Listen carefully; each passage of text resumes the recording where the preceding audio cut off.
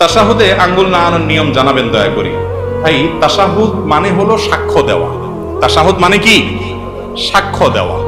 আমরা তাশাহুদের সময় আঙ্গুল দিয়ে ইশারা দেই না? অনেকে দেন, অনেকে দেন না। না দিলে নামাজ হয়ে যাবে, কিন্তু ওই যে লবণ ছাড়া তরকারির মতো, এটা সুন্নত হলো না। সুন্নত হলো ইশারা করা। ইশারা কেন করব? কারণ এই আঙ্গুলটাকে বলা হয় শাহাদাত আঙ্গুল।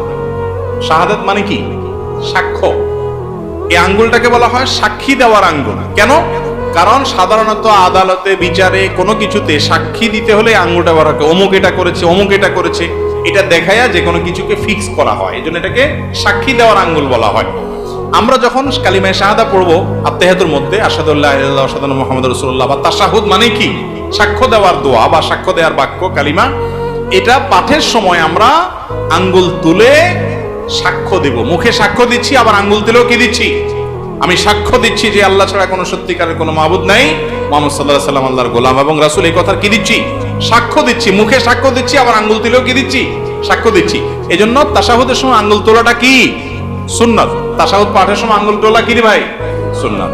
এই আঙ্গুল কিভাবে তুলবেন? এটার পদ্ধতি হলো, এই যে দুইটা আঙ্গুল, এই কোনই আঙ্গুল এবং তার পাশেরটা, এই দুইটাকে ভেঙে ফেলবেন। এভাবে ভেঙে ফেলবেন। এরপর তিনটা থাকবে, তো আর এই দুইটা দিয়ে আংটি বানাবেন। এভাবে মাথা জোড়া দিবেন এবং এটা ইশারার সময় এরকম উঠাবেন। বুঝতে পেরেছেন?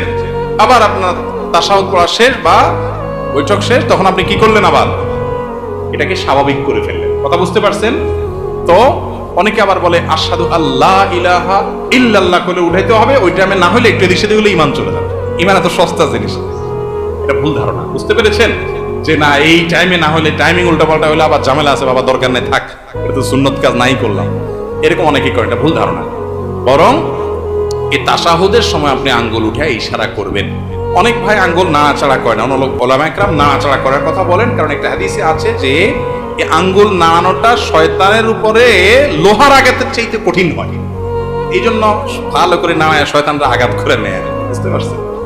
কিন্তু এক্ষেত্রে দুইটা মত, যদি অনেক ওলামা একরাম বলেছেন যে নাড়াইতে থাকা এবং এটা শয়তানের জন্য বেশি কঠিন হয় লোহার আঘাতের চাইতে, বা এই জাতীয় আঘাতের চাইতে।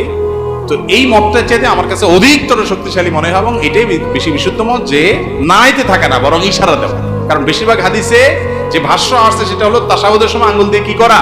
ইশারা দেওয়া। ইশারা কিন্তু নাড়াইলে হয় না। নাড়াইলে ইশারা হয়নি, উনি আমল করলেন, কিন্তু হাদিসে বেশিরভাগ কিসের কথা আসছে?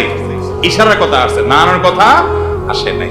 আর তাছাড়া সালাতের মধ্যে যে খুদু অবলম্বন করা, সুকুনের সাথে থাকা, এটার সাথে এটা যায় না। সব মিলিয়ে আঙ্গুল ইশারা করা তাশাহুদের মধ্যে এটা একটা সুন্নত কাজ, একটা ভালো কাজ, যেটা আমাদের বেশিরভাগ মুসল্লি ভাইরা করেনও না।